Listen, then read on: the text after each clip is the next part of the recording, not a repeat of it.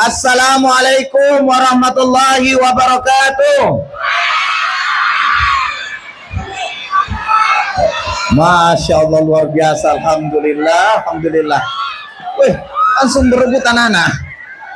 Nggak apa-apa. Alhamdulillahirabbil alamin, alhamdulillahirabbil alamin, wassalatu wassalamu ala asrofil anbiya wal mursalin. Alhamdulillahirabbil alamin. Ayo silakan diambil dulu nak. Baru duduk kembali, duduk kembali. Sudah. Ayo, sudah ya. Duduk dulu. Ibu-ibunya juga silakan duduk kembali. Insyaallah berberkah. Sudah? Ayo, saya mau dengar semangatnya dulu. Jangan sampai ada ragata bersama saya, tapi jiwata emomina kupas telurnya. Ya, saya mau dengarkan dulu semangatnya. Ayo, ibu-ibu duduk kembali. Ibu-ibu yang di tengah duduk kembali. Ayo. Duduk lagi nak. Ayo, duduk lagi. Saya mau dengar semangatnya, ya, supaya saya mau tahu konsentrasinya ada di sama saya. Jangan sampai tidak ada sama saya ini. Ya, kalau saya bilang pagi tepuk tangan 1 kali, siang 2 kali, sore 3 kali, bisa? Baik, pagi tepuk tangan 1 kali, siang 2 kali, sore 3 kali. Siap? Pagi, siang, sore, pagi, malam.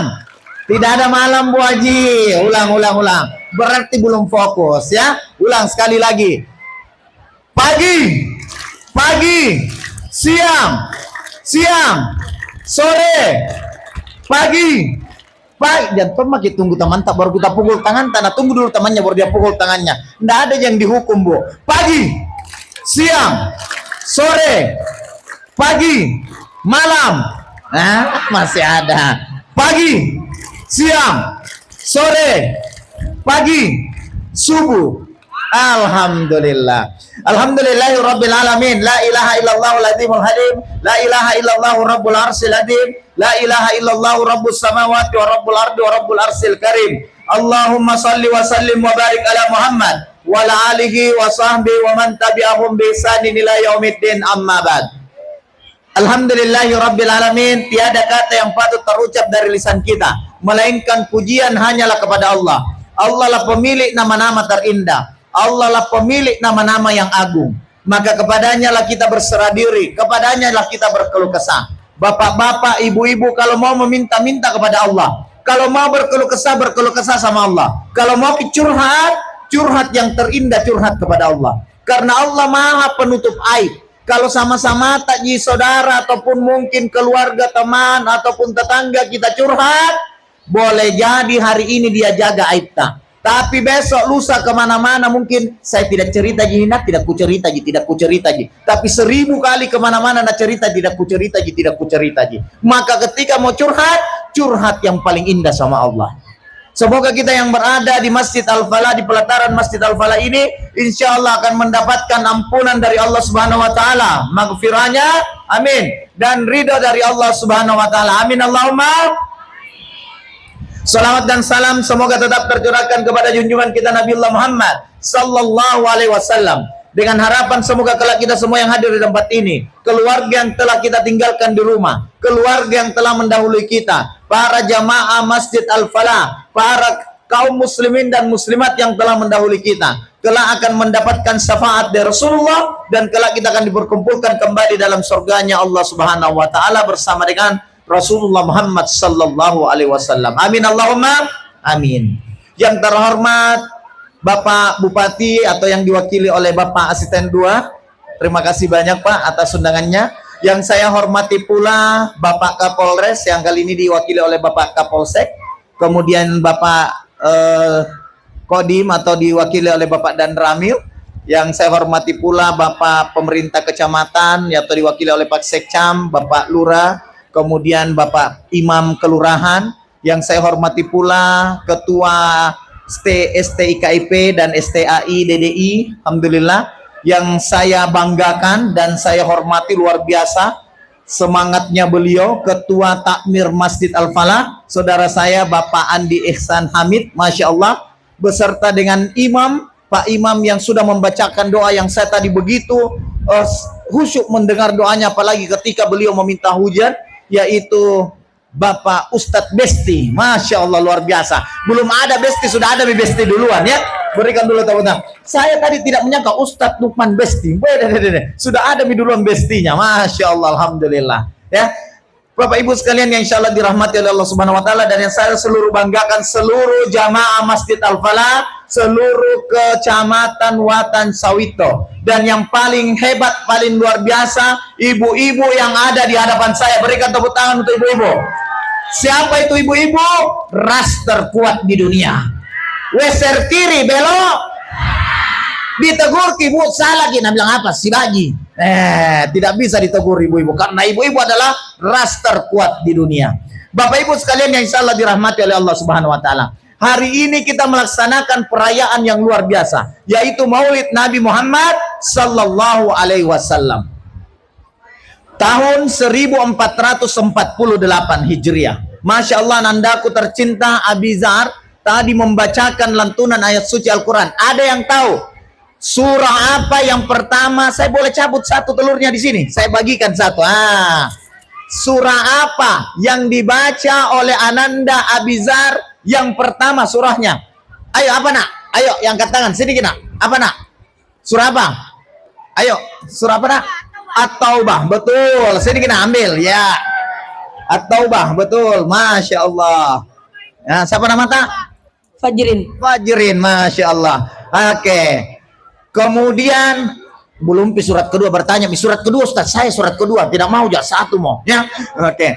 Di dalam surah At-Taubah dibacakan oleh Abizar. Ini oleh-oleh yang pertama ibu-ibu ya. Di dalam surah At-Taubah ayat terakhir surah At-Taubah ini ayat apa? Keunikan surah At-Taubah dibandingkan surah-surah yang lainnya. Apa bedanya surah At-Taubah dibandingkan surah-surah yang lainnya? Dia unik sendiri ini surah At-Taubah.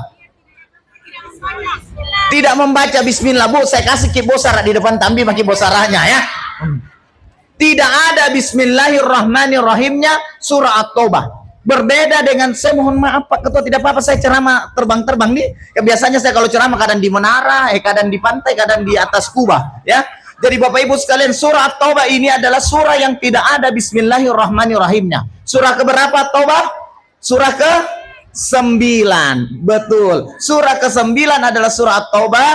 Kemudian dia tidak ada bismillahirrahmanirrahimnya. Kenapa tidak ada bismillahirrahmanirrahimnya? Karena surah At-Taubah ini sebagian mufassir mengatakan bagian daripada surah Al-Anfal. Bagian dari surah Al-Anfal adalah surah At-Taubah. Makanya ketika kita membaca Al-Anfal, kemudian kita mau lanjut ke surah At-Taubah, dari surah ke-8 ke surah 9, tidak perlu membaca bismillahirrahmanirrahim, langsung saja berlanjut. Karena tidak ada bismillahirrahmanirrahim, karena bagian daripada surah Al-Anfal atau surah ke-8. Oleh-olehnya Bapak Ibu sekalian, berdasarkan hadis riwayat Imam Abu Daud nomor 5081. Hadis Imam Abu Daud nomor 5081. Rasulullah bersabda, barang siapa yang membaca 7 kali di pagi hari, yaitu penggalan surah At-Taubah yang terakhir, sebanyak 7 kali di pagi hari dan 7 kali di petang hari. Apa kata Rasulullah? Maka kita akan dicukupi. Ingat ini, dicukupi, bukan dikayakan. Banyak orang kaya tapi tidak merasa cukup, percuma hidupnya. Karena tidak ada rasa syukur. Tapi banyak orang bahkan miskin papa sekalipun tidak ada apa-apanya, tapi selalu merasa cukup, merasa bersyukur, maka selalu tenang hatinya. Ya Bu ya? Apa bacaannya itu yang terakhir dari surat Taubah ayat 109? Auzubillahi minasyaitonirrajim. Langsung masuk saja berdasarkan hadis 5081. Hasbiyallahu la ilaha illahu alaihi tawakkaltu wa huwa Rabbul Arsil Azim. Masya Allah. Ibu 1, 2, 3 ketua kelasnya ya. Jadi kita lihat Ibu, kita jadi ketua kelas. Siapa yang paling rapi duduknya duluan pulang ya. Langsung diangkat karena hafal tahu Ibu. Hasbiyallahu, cukuplah Allah bagiku. La ilaha illahu, tiada ilah, tiada Tuhan melainkan Dia. Dia siapa? Allah. Alaihi tawakkaltu, kepadanya lah saya berserah diri. Wa huwa Rabbul Arsil Azim, dan dialah Allah pemilik ars yang Tuhan pemilik ars yang maha agung. Jadi hafalkan kini. Buka ki surah At-Taubah, pulang-pulang buka ki surah At-Taubah, kemudian buka Kakek kuliah ini fotoku. Saya kaget, ini Pak Ketua tidak punya baju warna merah, ya. Yang kukirim itu warna biru, tapi kenapa tiba-tiba dikasih warna merah? Kayak Lombok Jalan Kote, ya. Tapi tidak apa-apa, jadi saya suka karena ada lagi baju merahku. Kita kirimkan nggak nanti filenya nih, yang khusus fotoku ini. Karena yang saya kirim warna biru, makanya aku lihat kenapa tiba-tiba jadi merah ini, ya. Seperti itu. Jadi saya lanjutkan lagi, Bapak Ibu, dihafal kita di akhir surah At-Taubah ayat 129. Hasbiyallahu, tunggu dulu di foto Ki. Ulangi Kak. Sudah? Oke, pas kita buka mulu ke tadi di foto, jadi harus dulu bergaya. Ulang lagi, satu kali lagi. Seolah-olah. Oke, ya. Kata tadi ya jelek ya. Hasbiyallahu la ilaha illahu alaihi tawakkaltu wa huwa rabbul arsil azim. Hafalkan ke ini 7 kali. Baca ke 7 kali di pagi hari, baca ke 7 kali di petang hari. Niscaya Allah akan mencukupi kita. Hadis riwayat Imam Abu Daud, sunannya kedua, kemudian nomornya 5081. Wallahu a'lam bishawab, insyaallah, ya. Jadi ini pelajaran pertama oleh-oleh untuk Bapak Ibu sekalian. Bapak Ibu yang insyaallah dirahmati oleh Allah Subhanahu wa taala. Momen ini adalah momen yang luar biasa di masa-masa Maulid. Kebetulan momennya ini kemarin di balihonya itu, ya, di balihonya itu tertulis apa itu? 1000 kadok minyak, ya. Ada yang paham kenapa kok selalu dalam prosesi Maulid itu ada telur, ada kadok minyak? Ada yang tahu? Kalau ada yang tahu, saya kasih Pentelosari sampai Surabaya, ambil Mak Ibu, ya. Nanti kita mau carikan di timbunan, saya pecah-pecahkan sertifikatnya. Ada yang tahu kenapa kira-kira di momen-momen yang namanya Maulid itu selalu orang Bugis Makassar siapkan yang namanya telur, kadok minyak dan sebagainya? Bu, kenapa bisa? Pertama begini, di budaya kita orang Bugis Makassar selalu itu warna-warni yang ada, ya kan? Tidak pernah itu ada warna yang sendu-sendu, warna yang gelap-gelap, tidak ada. Lihat Maki, bapak-bapak pakai sarung sakbe, itu tidak masalah pakai warna pink, tidak masalah pakai warna kuning, pakai warna orange. Adakah bapak-bapak pergi di kawinan pakai sarung sakbe warna pink, warna orange, nah diketawai? Tidak ada. Kenapa? Itu menunjukkan bukti kita ini orang yang ada di Sulawesi Selatan selalu ceria, selalu ramai, selalu bergembira. Makanya kenapa ketika bulan Maulud selalu ada hiasan-hiasan yang selalu warnanya cerah, warna-warna yang meriah. Nah, itu yang pertama. Makanya itu karena kegembiraan kita atas kehadiran Rasul, kehadiran atau kelahiran seorang manusia yang membawa kepada kita membedakan antara kebenaran dengan kebatilan. Mau sekali telur kapan anak-anak kau dong, ya. Tunggu nak ya, sabar kina, sabar ya. Masih banyak jadi kandang, banyak di kandang nak ya. Ambilkan kita di kandang, di sidrap, di wokang kina. Ya. Saya lanjutkan kembali. Jadi Bapak Ibu sekalian yang insyaallah dirahmati oleh Allah Subhanahu wa taala. Tidak apa-apa Ibu. Kalau anak-anak yang berebut begini saya tidak masalah. Yang bermasalah itu kalau bapak-bapaknya yang berdiri di situ sama mama-mamanya, ya. Sama gitu di masjid, dibilang kenapa banyak sekali anak-anak yang lari-lari. Tidak apa-apa jika kalau anak-anak yang lari-lari. Kalau yang bahaya bapak-bapak dengan mama-mama lari-lari di masjid, ya. Itu yang bahaya. Kalau anak-anak lari-lari wajar, ya. Jadi Bapak Ibu sekalian yang insyaallah dirahmati oleh Allah Subhanahu wa taala. Sekarang, kenapa telurnya harus berwarna-warni? Karena di situ menunjukkan kebahagiaan, menunjukkan bahwasanya kegembiraan, menunjukkan bahwasanya dengan adanya Rasul Muhammad sallallahu alaihi wasallam dan kita mengikuti ajarannya sebagai bentuk perwujudan kita bergembira, kita bersyukur kepada Allah. Makanya warna-warni telurnya. Dulu Pak, Bu, telur dulu tidak dibungkus begini ya. Dulu itu langsung ditusuk ya Bapak Ibu ya. Langsung ditusuk telurnya kan. Nah, dulu itu langsung ditusuk telurnya. Makanya kalau 2 hari 3 hari di rumah busuk satu rumah. Jam makin 2 hari 1 malam mau saja yang ditusuk itu dulu telur busuk sekali mi. Sekarang canggih mi. Telur sekarang digantung seperti ini. Jadi tidak perlu lagi ditusuk. Tapi luar biasanya tahu di Pindaran di lama aku mau kemana-mana Maulid mulai dari tahun lalu tidak pernah ada yang menggantung telur bebek. Di sini Pak ini lihat yang digantung telur bebek. Biasanya semuanya telur ayam ras, tapi luar biasa. Di sini telur sultan yang digantungnya telur bebek. Lawam itu Pindrang ya. Di sini aslinya Palekots ya. Alhamdulillah saya tadi sudah disuguhi di rumahnya Pak Ilham dengan Ibu Wira makan paleko tambah lagi bebek goreng ditambah balado. Masya Allah dilupa hutang kalau sudah dibayar ya. Dikasih tahu kata tadi sama Pak Sahrul, Pak Ustadz tabe makan jaki bebek paleko. Aku bilangnya sebenarnya tidak makan nggak kalau tidak ada.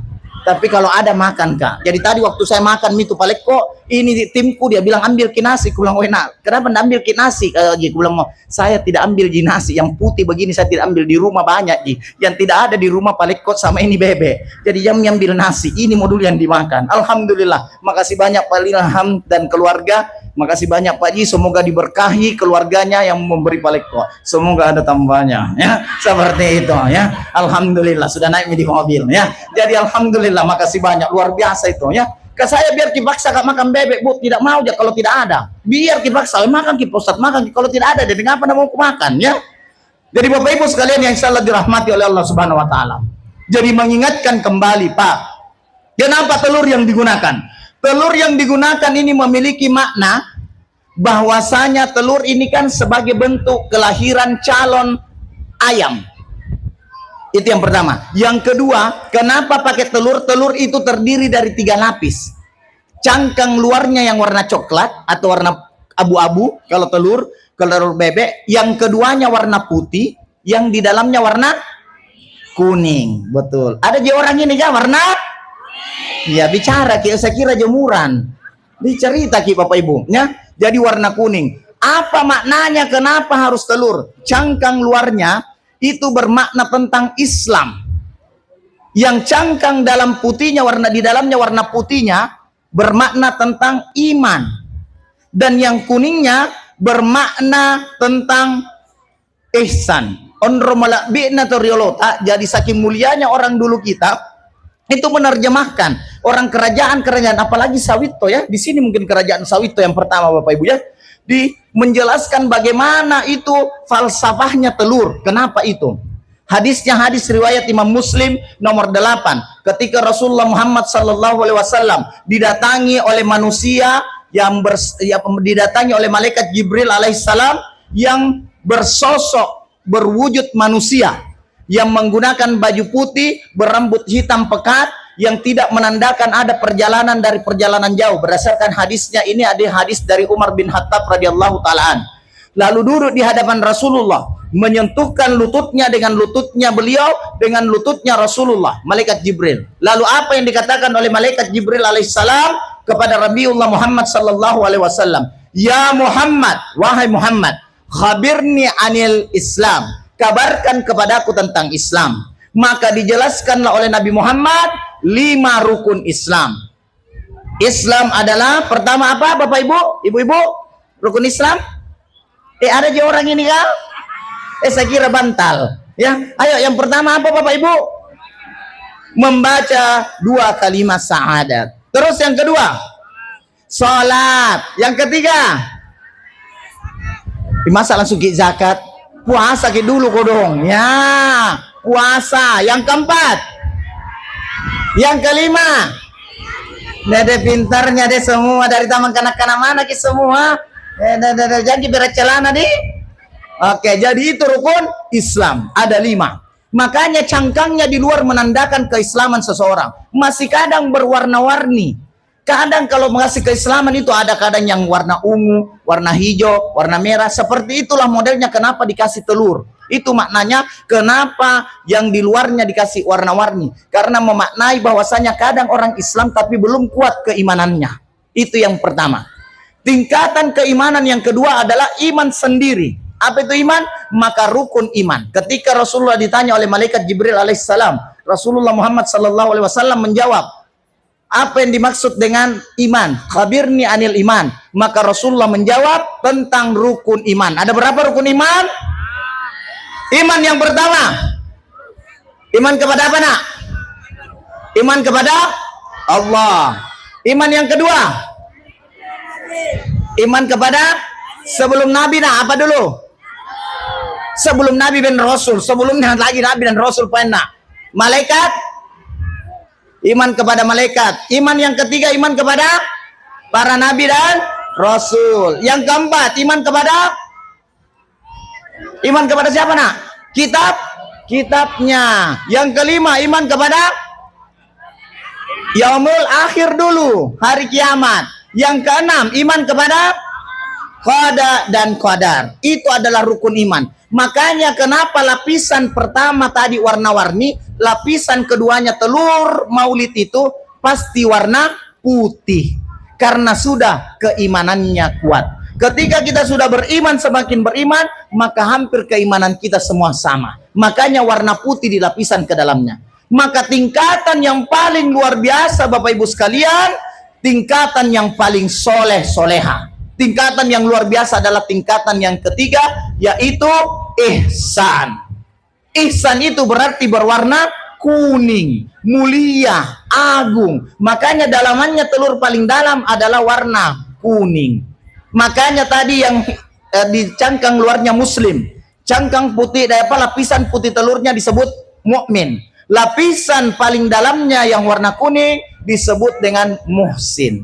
Rasulullah ditanya oleh malaikat Jibril alaihissalam, ya, khabirni anil ihsan. Sampaikan kepadaku ya Muhammad, apa itu tentang ihsan? Maka Rasulullah menjawab, anta'budallaha ka'annaka tarah. Engkau menyembah Allah seolah-olah engkau melihatnya. Fa in lam tara, apabila engkau belum melihatnya, fa innahu yarak. Maka sesungguhnya dia melihatmu. Kalau kamu belum melihatnya, maka sesungguhnya dialah Allah yang melihatmu. Ini tingkatan keimanan yang luar biasa. Makanya 3 lapis. Pertama Islam, yang kedua iman, yang ketiga ihsan. Hadisnya riwayat Imam Muslim nomor 8. Di adat Bugis Makassar diadopsi, dibentuklah dalam sebuah simbol telur. Yang luarnya itu warna-warni, karena masih muslim, kadang ada Islam KTP, ada Islam yang setengah-setengah, ada Islam 3/4, ada yang Islam kafah atau Islam yang serius. Makanya warna-warni. Di dalamnya adalah warna putih telurnya karena keimanan kepada Allah. Di dalamnya kalau sudah kuning semuanya, maka sudah mendapat derajat orang-orang yang muhsinin atau orang muhsin. Maka Bapak Ibu yang insyaallah dirahmati oleh Allah Subhanahu wa taala. Rasulullah itu adalah manusia yang mulia Bapak Ibu. Dia menjaga betul bagaimana bersikap dengan tetangganya, bersikap dengan keluarganya, bersikap sebagai pemimpin negara, panglima perang, bersikap sebagai pemimpin politik, bersikap sebagai menteri keuangan dan sebagainya. Namun Rasulullah memiliki hati yang lembut. Sebenarnya tadi sudah kita ini dengan Rasulullah beda sedikit di Bapak Ibu, ya kan?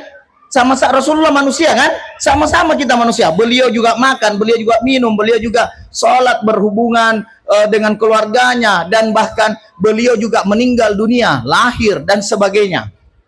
Kita dengan Rasulullah itu beda sedikit Bapak Ibu sekalian. Kalau Rasulullah sedikit makan, kita sedikit makan.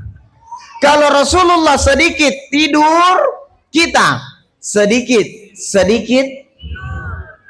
Kalau Rasulullah sedikit marah, kita sedikit marah. Beda sedikit ya Ki. Kalau Rasulullah sedikit makan, kita sedikit makan. Kalau Rasulullah sedikit tidur, kita sedikit tidur. Beda sedikit ya Ki kan? Iya, tapi terlalu banyak kita sedikit-sedikitnya ya. Jadi Bapak Ibu sekalian, mari kita berubah. Yuk, mari kita jadikan Rasulullah sebagai uswatun hasanah. Ya, ayo. Tadi Ananda Abizar membaca surah yang kedua. Ada yang tahu surah apa yang dibaca oleh Ananda Abizar yang kedua? Siapa nak? Ayo yang tahu. Apa nak? Surah apa? Bukan Al-Baqarah nak. Dari panjang dulu itu kalau Al-Baqarah tadi. Ayo apa lagi nak? Surah apa yang dibaca yang kedua oleh Ananda Abizar? Apa nak? Ayo apa? Al-Ahzab, betul. Sini Ki, sini Ki. Al-Ahzab, betul. Surah Al-Ahzab itu surah keberapa? Surah keberapa? Surah ke-33. Ayatnya ayat keberapa? Ambil mi padang ini, enggak apa-apa Ji. Langsung bingung. Wah, kayak di mau diambilkan. Sudah mau mina pegang itu tadi anunya, telurnya, pas aku bilang surah yang keberapa langsung begini. Yang ulang ambil bagi pada nak pegang lagi begini, ayat keberapa, bibirnya sedang nalap, ya Allah. Makanya masih tega kita tidak kasih telur ya nak ya. Baik Bapak Ibu yang insyaallah dirahmati oleh Allah Subhanahu wa taala. Besok orang sakit, apa adabnya? Pak, pertama, Kalau kita pergi membesuk orang sakit, jangan pernah tanyakan yang sakit apa ki. Bu, Pak, jangan pernah tanyakan yang sakit kita pergi besuk, lalu kita tanya sakit apa ki. Kenapa saya larang ki? Apa kira-kira? Kenapa saya larang ki membesuk orang sakit lalu kita tanya yang sakit apa ki? Bu, tidak mungkin kita pergi membesuk orang sakit lalu kita tidak tahu penyakitnya penyakit apa. Tidak mungkin. Pasti di perjalanan kita sudah dikasih tahu, "Woi, sakit begini Bu Haji, sakit begini Pak Haji." Sudah kita tahu nih. Sampai ki di rumah sakit jam ki lagi talek-talekan tanya ki sakit apa ki. Bu, bayangkan kalau dia diulang-ulang penyakitnya, ada 30 orang yang membesuk hari itu, maka 30 kali naulang penyakitnya Bapak Ibu. Nih, jadi seharusnya orang nak lupa penyakitnya tambah sakit ki. Gara-gara siapa? Pembesuknya. Datang ki pergi besuki. Sakit apa ki Puang Haji? Anu kayak ini deh. Sesak napas Kak. Jadi berapa hari makin di rumah sakit? Hari ketiga aku ini deh. Hari ketiga aku nih. Siapa yang jaga ki? Ini anakku yang nomor 4. Oh, jangan ki jadi lembaga sensus penduduk. Nih, nantanya. Jadi siapa jaga ki? Ini dek anakku yang nomor 4. Di mana yang nomor 3? Yang nomor 3 dek ada di pare-pare sekolah. Yang nomor 2 ya? Yang nomor 2 ya sudah menikah dek. Ada di Palopong sama dengan suaminya. Yang nomor 1 di mana? Yang nomor 1 dek. Mau pergi membunuh. Nih, jadi jangan makin terlalu banyak tanyakan. Bukan di lembaga sensus penduduk. Ya, pergi tanya semuanya. Jadi yang nomor 1 dek di Surabaya. Apa nak kerja? Anu deh, berhenti ki. Berhenti ki Bapak Ibu sekalian. Maka ada adabnya orang ketika membesuk orang sakit. Ingat yang pertama apa tadi? Jangan tanyakan sakit apa. Bu, karena kita pergi membesuk orang sakit, orang mau diperbaiki psikisnya. Fisik itu diobati di rumah sakit, tapi psikis juga perlu diobati, psikis jiwanya. Kalau kita datang pergi kasih ulang-ulang, kasih ingat penyakitnya, maka na ulang-ulang na sebut penyakitnya, na ingat terus ke orang penyakitnya. Bayangkan ini jamaahnya Al-Falah ada 40 orang. Tas satu hari 12 orang pergi membesuk, 12 kali na ulang penyakitnya. Sakit apa? Ya sesaka. Besok datang lagi Puang Haji. Sakit apa? Ya sesaka. Na ulang-ulang orang penyakit. Jadi jangan makin tanyakan orang penyakitnya. Yang paling parah, na tanya lagi impusnya. Jadi berapa botol mie masuk? Bukan Coca-Cola, bukan teh botol Ibu. Yang makin tanya jadi berapa botol mie lagi masuk. Tidak usah ditanyakan itu kurang impusnya. Ya. Jadi ada adabnya. Jadi apa Jipanden dicerita Ustadz kalau pergi besuk orang sakit, masa datang di rumah sakit langsung begini? Kenapa? Kenapa? Dan orang nggak bicara Pak Ustadz. Tidak begitu juga. Ya. Tetapi ada adab kita kalau pergi membesuk orang sakit. Jadi Bapak Ibu sekalian, makanya sekali lagi jangan maki wawancara yang sakit. Yang paling parah tanya lagi, siapa dokter tak? Ya, Dokter Amin Hamdan. Yang mana itu? Yang praktek di setengah mati orang menjawab Bu. Jangan maki tanya ki. Yang paling parah kalau ibu-ibu yang sakit yang datang membesuk juga ibu-ibu baru tanya, jadi siapa jaga bapaknya di rumah? Mau ki gantikan Lucunya kalau nanya, jadi berapa hari makin 3 hari makin jadi siapa jaga bapaknya di rumah? Kok kita gantikan jagai? Ya, tidak usah Bu. Paling parah lagi datang membesuk pergi bawa gosip. Sampai di rumah sakit, tidak ku cerita gini, tidak ku cerita gini. Ketiga hari mau di rumah sakit, 3 hari mau di rumah. Itu yanu, itu gosip. Tidak ku cerita gini, tidak ku cerita. Jadi 5 kali ulang 3 cerita tapi cerita terus. Yang di sampingnya bilang begini, ini gosip terus gosip. Sudah nih, tapi betul ya tahu anak bilang cocok. Berdua. Yang di ujungnya tempat tidur begini, bilang kau itu berdua gosip, kok dilarang gosip. Nah bilang Ustaz, tanya, tapi memang iya begitu ya orangnya. 3 orang nih. Ada suster mau pasang impus penasaran juga. Di mana kita tinggal kamu? Ternyata ikut tahu juga susternya. Satu rumah sakit bergosip. Jadi Bapak Ibu yang insya Allah dirahmati oleh Allah Subhanahu Wa Taala, maka ada adabnya orang. Ada ampe-ampeta kalau pergi besuk orang sakit. Apa yang perlu dilakukan Bapak Ibu kalau pergi besuk orang sakit? Apa ya? Kalau mendoakan, betul. Tapi kalau datang ki baru langsung ki, Bu saya doakan ki, dia langsung lagi, Mama ki pulang. Jangan ki dulu langsung doakan, kita terlalu cepat. Apa kira-kira yang dilakukan? Iya, terima kasih. Yang paling utama kita datang, kalau kita datang membesuk orang sakit, kasih ki motivasi, kasih ki semangat. Alhamdulillah, agak baikan makini. Kalau rajin ki dengar ki kata dokter, rajin ki minum obat, makan ki sesuai dengan yang dianjurkan dokter, insya Allah kita sembuh. Insya Allah kita sembuh. Maka itu yang diperlukan, motivasi yang diperlukan. Bukan itu punyanya ustaz kan dibagi-bagi, Gang. Saya dari tadi ceramah tidak konsentrasi, nanti kepunyanya Pak Ustadz dibagi-bagi ya. Ya. Jadi Bapak Ibu yang insya Allah dirahmati oleh Allah Subhanahu Wa Taala. Jadi mengingatkan tabe Bu, ada ampe-ampenya adabnya orang membesuk orang sakit. Yang pertama tadi apa? Jangan tanyakan dia sakit apa. Yang kedua, berikan motivasi. Yang ketiga, bawakan buah. Iya. Tapi ada orang biasa, nah bawakannya apa Bu? Sudah na tahu mi orang penyakit gula, nah bawakannya biskuit kabin yang banyak gulanya, sama susu kalen cap enak. 2 susu kalen, nah bungkus surat kabar. Baru na bawakan biskuit kabin yang banyak gulanya, nah bilang, kenapa ini nu bawakan? Nah bilang, ini ku bawakan ki karena ini suka ki minum di pos ronda. Nah bilang, gara-gara ini mina ku masuk di rumah sakit. Kau tahu penyakitku gula. Jadi jangan ki. Lebih baik apa yang dibawakan? Uang. Makanya doa dan doe. Ya, doa dan doi itu yang baiknya kita bawakan. Bawakan dia doa, bawakan dia uang. Siapa tahu gara-gara uang 20.000 kita kasih tetangga tak, nah pakai beli obat, nah pakai beli makanan, masuk dalam tubuhnya, jadi darah, jadi bagian dari tubuhnya. Apa yang terjadi Bapak Ibu sekalian? Maka dia akan sembuh. Lalu dia pakai beribadah, insya Allah kelak akan menjadi amal jariah untuk kita. Jadi doa dan doi. Bawakan ki uang, biar 10.000 ya Bapak Ibu. Saya dulu pernah masuk rumah sakit di Pelamonia, Makassar. Itu tipes. Datanglah tante saya Bapak Ibu. Datang tanteku, tiba-tiba selesai karena besuk, dia kasih ke uang, dia salami Kak. Tabe nak, pembeli obat nyamuk. Ku ambillah itu uang, ku kasih masuk di kantong.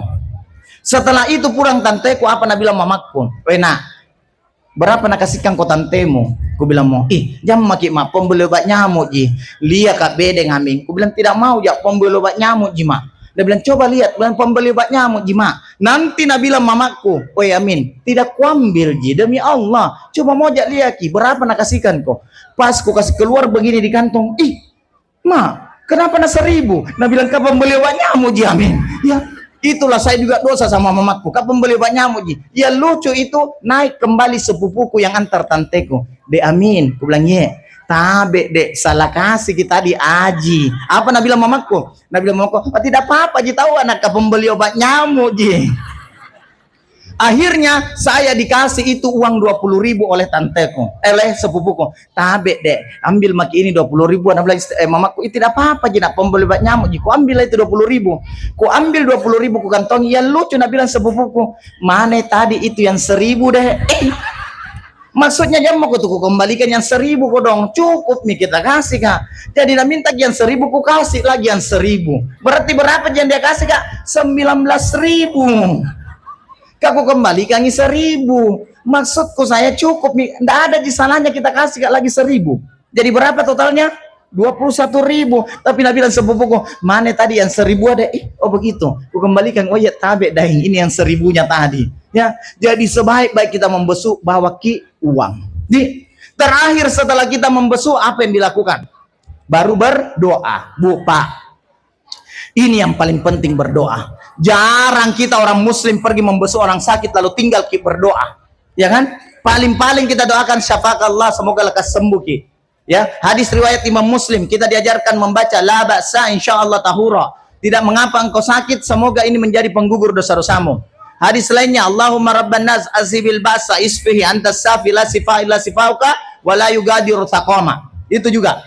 Tapi kalau kita tidak bisa bahasa Arabnya, bahasa Indonesia maki Bapak Ibu. Yang penting perdengarkan doa tak kepada yang sakit. Bu, demi Allah, Pak. Kalau kita berdoa lalu kita berdoa perdengarkan bacaan doa tak kepada yang sakit, insya Allah yang sakit itu akan bercucuran air mata. Kenapa? Terharu. Tidak tahu kak bahasa Arab Pak Ustadz, bahasa Indonesia maki. Bu, makanya kalau berdoa sama Allah, kalau kita berdoa tadi Ustadz Nu'man, Ustadz Besti kita ya sudah berdoa itu menggunakan bahasa Indonesia supaya apa? Kita paham. Kalau bahasa Arab dikasihkan baru kita tidak paham, percuma Bapak Ibu. Kecuali sholat ya harus dipakai bahasa Arab.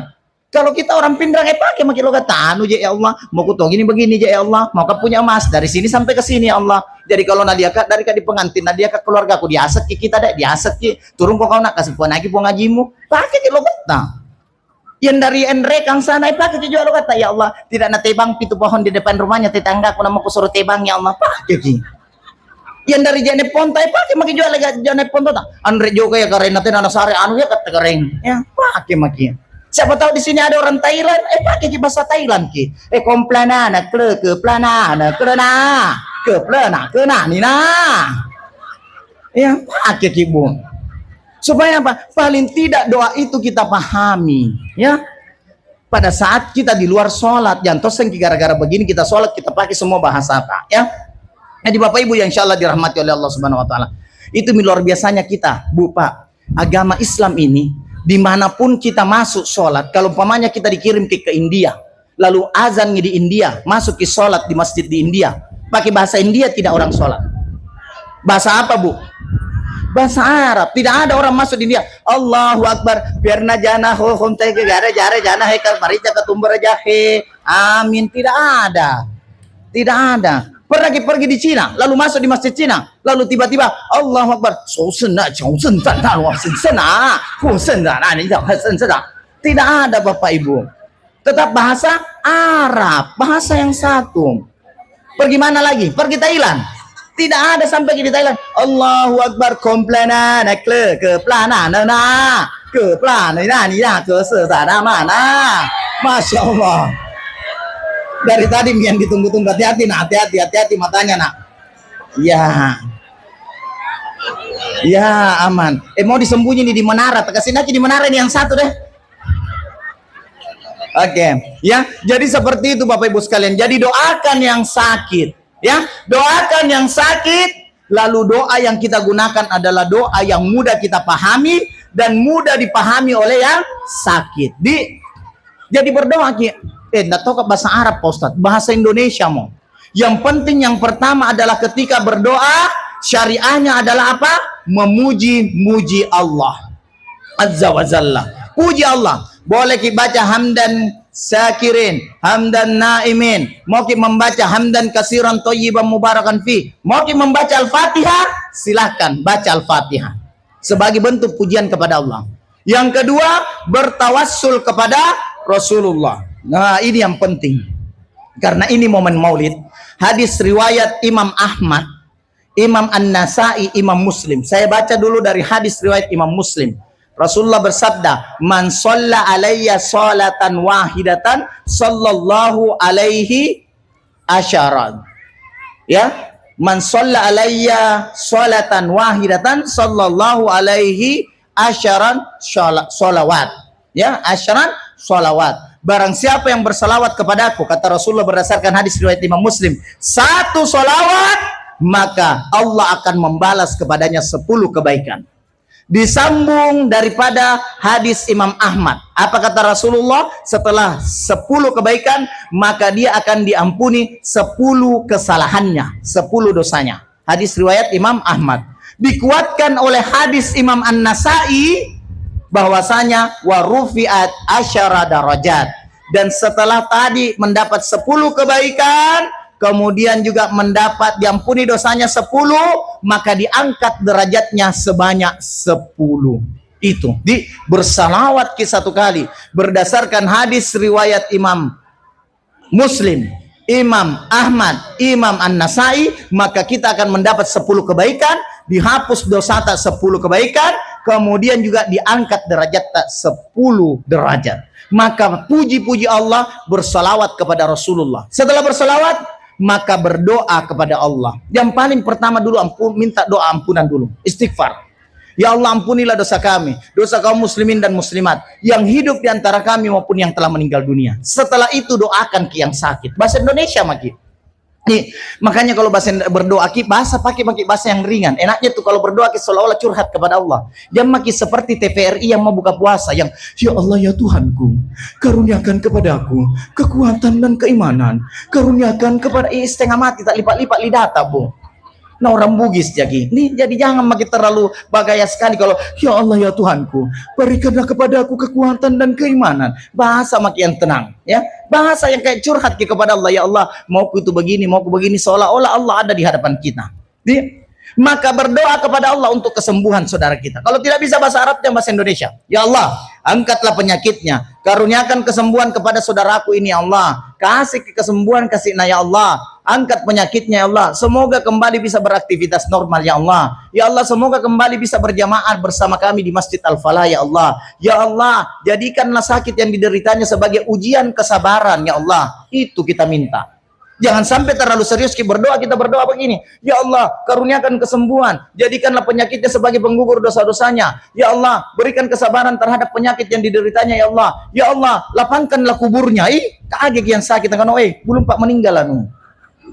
Ya, jangan sampai terlalu serius kita berdoa. Ya, jadi Bapak Ibu sekalian yang insya Allah dirahmati oleh Allah Subhanahu Wa Taala, mari kita doakan yang sakit saudara-saudara kita. Karena yakin Bu, kalau kita berdoa akan bercucuran air matanya, berguguran air matanya yang kita doakan yang sakit tersebut Bapak Ibu. Ya, jadi tabe. Kalau ada jamaah yang sakit, jangan sampai kita tidak datang membesuk. Ya Bapak Ibu sekalian ya. Oke, yang terakhir. Adabnya Rasulullah. Tadi adab membesuknya Rasulullah. Yang terakhir adalah adab kita ketika ada keluarga tetangga kita yang meninggal dunia. Saya mau tanya Ki, kalau yang meninggal itu ibu-ibu, siapa yang paling banyak di dekatnya ibu-ibu? Bapak-bapak atau ibu-ibu? Kalau yang meninggal bapak-bapak, siapa yang paling banyak di dekatnya mayatnya bapak-bapak? Ibu-ibu atau bapak-bapak? Masih ibu-ibu. Siapa tadi ibu-ibu? Ras terkuat di dunia. Nah kita ini mau juga masuk membesuk. Sementara yang ada di dalam ibu-ibu semua yang membesuk. Ya, semua ibu-ibu yang membesuk, yang melayat. Kami mau masuk datang melayat. Bagaimana kita mau melayat? Baru kita melangkah begini. Ibu-ibu semua yang ada. Apa nak bilang? Jangan punya baru di COD deh. Baru di COD. Nah, kita mau masuk naras terkuat semua di dunia. Bu, ada adabnya orang. Kalau pergi kita melayat, kalau kita bukan di keluarga inti, bukan jadi anak kandung, kemenakan langsung, ataupun juga mungkin bukan jadi saudaranya. Habis kita masuk berdoa, selesai kita masuk melayat, keluar maki. Supaya apa? Kasih kesempatan orang lain bisa masuk ke dalamnya. Apalagi kami bapak-bapak, biasa bapak-bapak mau masuk juga melayat. Tapi bagaimana kami mau masuk melayat? Kalau sementara yang ada di dalam ini ras terkuat di dunia, masuk ke diinjak jilbabnya, tak sanggup manik-maniknya di celanata, di setengah mati dikerjai. Bagaimana caranya dicopot ini manik-maniknya? Ditawari bagaimana kalau digunting Bu? Tapi jangan kita. Kalau kita gunting ini manik-manikku satu biji, satu jilbab ini jatuh semua manik-manikku di bunga di jilbabku. Tidak bisa diapa-apai. Ya. Jadi selesai di dalam, jangan kita duduk melayat seolah-olah itu sertifikat tanahnya orang sudah kibeli Bu. Keluar kasih kesempatan kami bapak-bapak untuk masuk ke dalam, karena mau kita juga menyampaikan turut berduka cita kami. Selesai begitu keluar ya, masuklah kami bapak-bapak supaya kami berdoa. Yang paling parah kasihan, selalu tetangga saya bilang begini, kenapa itu saya tua sekali, usianya 86, dan saya itu paling malas pergi melayat orang tua, keluarga. Kenapa Pak Haji? Baru saya taruh motorku, baru kasih turun standar motorku, tiba-tiba ada keluarga tanya, berapa itu umur Pak Haji? Tidak enaknya kurasa seolah-olah bilang, kenapa kita masih hidup berkeliaran, di dalam tau meninggal nih. Jadi hati-hati juga di bapak-bapak, ibu-ibu. Jangan sampai ada om tak usia 86 tahun, 87 tahun. Ada keluarga yang meninggal, tiba-tiba datang, tiba-tiba pertanyaan tak pertama, berapa itu umur tak kita? Jangan siaga di umur ini, jangan kita tanya berapa umur tak. Nanti tersinggung, masukmu. Kenapa masih hidup ke saya? Itu tanyakan. Jadi jangan ya. Jadi ibu-ibu selesai itu keluar. Sekarang pertanyaannya, kalau jenazahnya mayatnya sudah selesai, lalu dibawa ke masjid, siapa yang paling banyak sholat? Bapak-bapak atau ibu-ibu? Bapak-bapak. Di manakah ibu-ibunya? Di luar masjid. Apa nak cerita? Oh, di mana kita sebentar makan kalau dari di kuburan. Di situ mau es buah jangan mau kok deh. Balik kok mau jangan mau kok. Anu minum ki anu. Kita di dalam sholat jenazah ibu-ibu di luar cerita tentang makan siangnya. Bu, betul menengnya. Di sini tahu tidak ada, Ji. Di sini tidak ada, Ji. Jadi sebaiknya Bapak Ibu sekalian, hadis riwayat Imam Muslim nomor 945. Hadis riwayat Imam Bukhari nomor 1325. Apa kata Rasulullah? Barang siapa man sahida janazatan hatta yusalli alaiha fa alaiha qirat. Ada je orang ini kan, mana semua suara rata. Ada jadi menyimaknya semua tahu nih, pintarnya ada, tidak ada yang tidur ini nih. Oke, Masya Allah luar biasa jamaahnya Al-Falah ya. Kalau begini cara rata ini saya ceramah, ku hipnotis, bisa ku ambil HP tapi tidak kita rasai. Jadi pegang baik-baik dompet tanah, pegang baik-baik. Biasanya minimal yang dibawa bosar itu hilang semua nih, sudah miku kumpul dari tadi ya. Bu, man sahida janazatan hatta yusalla alaiha fa alaiha qiran. Apa kata Rasulullah? Barang siapa yang ada jenazah, kemudian dia pergi melayatnya, maka baginya adalah satu qirat. Jadi jangan melayat kemudian ikut mensolatinya, maka baginya adalah satu qirat. Ibu-ibu, tabe. Pergi melayat silahkan. Tapi alangkah indahnya ibu-ibu supaya kita mendapatkan pahala ikut sholat jenazah di dalamnya. Kemudian Rasulullah menyambungnya, masih hadis riwayat Imam Muslim nomor 945 atau hadis riwayat Imam Bukhari nomor 1325. Barang siapa yang mengikutinya sampai dimasukkan ke dalam liang lahat, fa alaiha qiratain, maka baginya adalah 2 qirat. Bertanya Rasulullah, ya Rasul, ya bertanyalah sahabat. Ada 2 tafsiran hadis ini. Satunya dikatakan bertanya kepada Rasulullah, satunya ditanyakan kepada salah satu sahabat. Dari hadisnya hadis Abu Hurairah radhiyallahu taala. Yang mana yang dimaksud 2 qirat ya Rasulullah? Beliau menunjuk Jabalain Azimain, 2 gunung besar. Jadi bayangkan ki bapak-bapak, ikut ki sholat jenazah dapat ki 1 gunung. Kalau ikut ki sampai dimasukkan ke liang lahat, bukan ikut masuk di liang lahat, tidak ya, menyaksikan.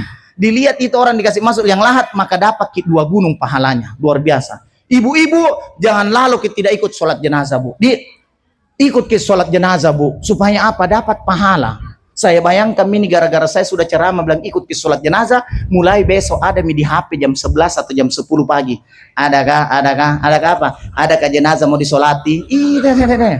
Tiba-tiba lewat di depan di jalan poros Pinrang, Enrekang, Pinrang, Polman, di depan ada ibu-ibu, ibu-ibu dari mana tuh? Sawito, mau pi mana? Mau pi sholat jenazah, ngata-ngata di depan. Luar biasa ya. Karena apa? Mau cari sholat jenazah ya. Kenapa? Pahalanya 1 qirat. Nah, enak sekali di sholat jenazah Bapak Ibu. Sholat jenazah itu hanya butuh 4 kali takbir. Jangan kita talikan sampai ruku, nanti kelewati di surga. Kenapa kau ruku kok? Biar milih supaya banyak pahalaku, kelewati nanti surga. Itu luar biasanya Bapak Ibu sekalian.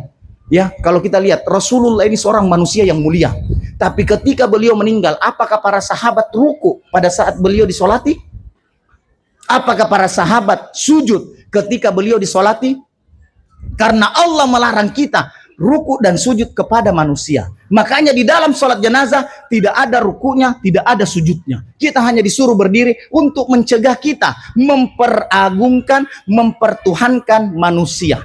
Makanya tidak ada ruku dan sujudnya. Sedangkan seorang manusia yang mulia, Rasulullah Muhammad SAW tidak diperkenankan kita ruku dan sujud ketika disolati beliau. Makanya sholatnya hanya 4 kali takbir. Takbir yang pertama membaca apa? Ada di orang ini atau telur ini semua? Oh ya. Yang membaca surah Al-Fatihah. Enggak ku tahu Pak Ustadz Al-Fatihah. Apa yang kita tahu, Bu? Alhamdulillah apa ya? Kalau alhamdulillah sepupu minta Al-Fatihah.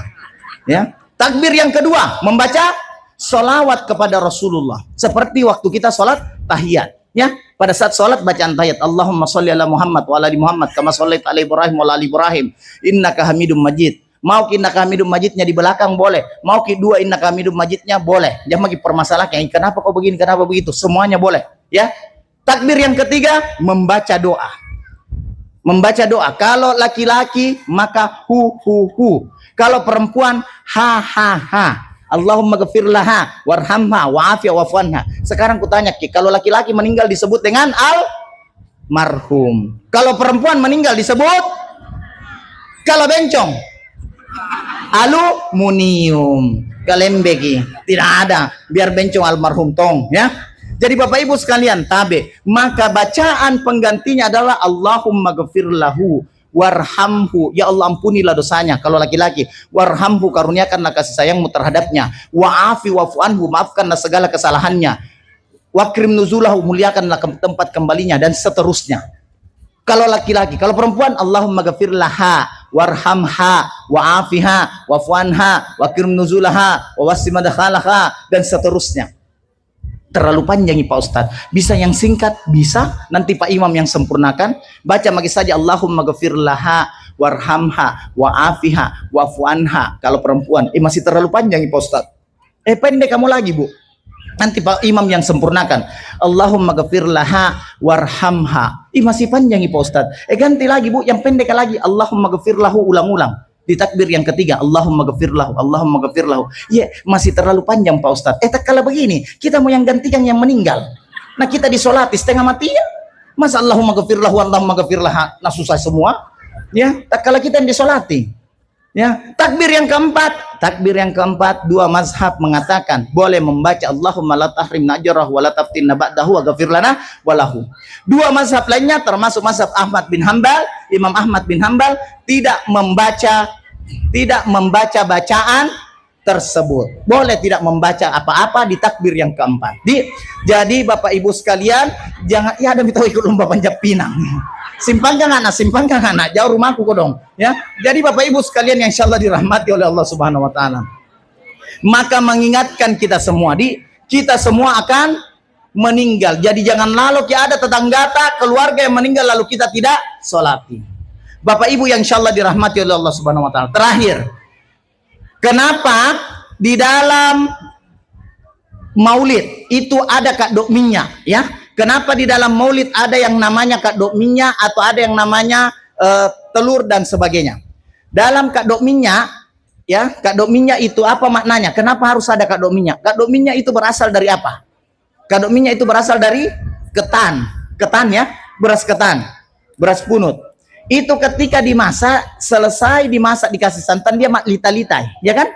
Mak lita-litai maka ditugete mak lita-litai. Apakah itu Nabi bilang begitulah mak lita-lita. Mak lita-lita itu artinya menyatu itu beras. Tidak bisa itu beras ketan dipisah-pisah lagi satu persatu.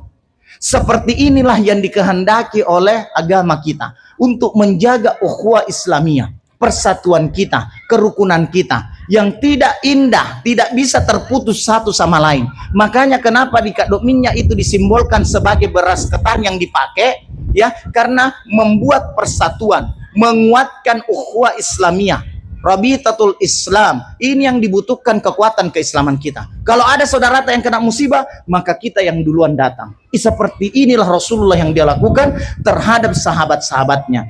Bapak Ibu, jangan sampai kita berdiam diri. Terakhir, tadi disampaikan oleh kakak MC ada kata-kata sabar di dalamnya. Bu, Pak, tidak ada mitu kale kata sabar. Memang, makanya dijelaskan di dalam Al-Quran, innallaha ma'as sabirin. Allah itu beserta dengan orang-orang yang sabar. Karena sabar itu susah Bapak Ibu. Ibu-ibu, kalau kita bilang begini, kasih tahu ke mamamu, nah, setengah mati karena sakit di hatiku. Kasih tahu ke mamamu, sabarku ini, sabarku ji. Kalau tidak sabar, ini sabarku ji. Maka pada saat itu kita sedang tidak sabar. Pada saat kita sebut, kasih tahu ke di sana bapakmu, sabarku ji. Maka pada saat itu kita tidak sedang sabar. Sama gitu ikhlas. Ketika kita bilang, Dek, semenjak meninggal bapak dengan mama, ku dengar bahwa kau bedeng ambil ini semua rupanya. Kakakmu mau ambil ini gordeng, mau semua ambil ini gordeng. Terus datangi tadi sepupuku, nah bilang semua ini lap kaki ke dia yang mau ambil ki. Ternyata kulihat dia, saya kodong kloset jina simpan nggak apa-apa. Dek, ku kasih tahu kau di antara kita bersaudara, Dek, saya yang paling ikhlas. Maka pada saat itu kita sedang tidak ikhlas. Karena ikhlas itu tidak disebut, sabar itu tidak disebut. Maka mari kita melatih diri kita. Bu, mulai saat ini kita belajar ikhlas. Ikhlas itu harus dipaksa. Kita yang sudah jaga sholat tak 5 waktu, tambahi sholat sunnah tak. Paksa diri tak. Pak Ustadz, percuma aja sholat sunnah kalau saya tidak ikhlas. Biar mi Bu, berdiri kita langsung. Biar mi urusan tidak dapat pahala, jangan dulu pikir ki. Yang penting kita melaksanakan sholat sunnah, berdiri 2 rakaat, paksa diri tak. Terpaksa aja Pak Ustadz, kemenangan kuku suruh. Nah, sudah sholat maghrib, sholat sunnah 2 rakaat. Tidak ikhlas kaum, tidak ikhlas kak. Biar mi tidak ikhlas kau sholat kuna. nalipat tangannya begini, tapi bicara terus, malas biar mina. Hari berikutnya salat sunat. Ndak ilas kah ini om, tak ilas kah? Biar mina. Hari berikutnya salat sunat. Mau kan nonton Upin Ipin, ku kasih menghadapkan ke televisi Upin Ipin, nah, ku taruh di depanmu, ku taruh depannya salat sunat mi. Hari berikutnya tidak ada mak, tetapi salat sunat 2 rakaat tanpa saya suruh. Karena apa? Ala bisa karena biasa. Jadi ikhlas itu harus dipaksa Bapak Ibu. Ada kota amal, kenapa kita 10.000? Biar Ibu 10.000 yang penting ikhlas. Jangan kita selalu berlindung di balik kata ikhlas. Paksa diri kita sekali-sekali 50.000. Kalau mampu jadi 20.000. Ustaz tidak mampu, tidak mampu ya sebenarnya 50.000 tapi tidak ikhlas Kak. Kasih masuk Ibu. Kalau tidak ku tembak ini tembak Omega, akhirnya dikasih masuk. Besoknya ada lagi dikasih masuk lagi 50.000. Besoknya dikasih masuk lagi 50.000. Karena ada Kak di sampingnya. Besoknya saya tidak ada, tetap gelisah ini ibu mau kasih masuk di kota amal 50.000. Padahal sudah tidak ada uangnya di kantongnya. Hanya 20.000 ji. Pergi pinjam di temannya, kalau manganda pinjam di tengah tetangganya, kasih Kak dulu 30.000, mau Kak kasih cukup 50. Karena apa? Sudah terbiasa. Ala bisa karena biasa. Bapak-bapak yang terbiasa sholat sunnah 2 rakaat sebelum subuh. Coba kita tidak sholat sunnah 2 rakaat sebelum subuh. Tidak enaknya tuh rasanya? Seolah-olah tidak cukup sholat subuh kita kalau kita tidak sholat sunnah 2 rakaat sebelum subuh. Karena apa? Karena sudah terbiasa. Maka mari kita biasakan Bapak Ibu untuk sholat sunnah. Masya Allah. Ya. Cukup saya rasa Bapak Ibu sekalian, sudah mau jam 10. Sekali lagi terima kasih banyak atas kehadirannya Bapak Ibu. Saya mau cek dulu semangatnya. Pagi tepuk tangan 1 kali, siang 2 kali, sore 3 kali. Pagi, siang, sore, malam. Nah, ada. Saya mau cek dulu tes Alzheimer, tes ingatan. Kalau saya bilang Marina begini, bisa kita semua Marina.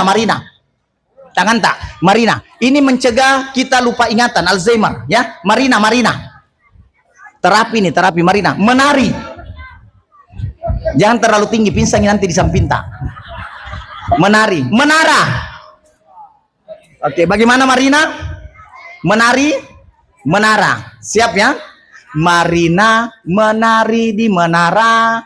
Di menara Marina menari. Menara. Apa bikin begini? Ulang, fokus.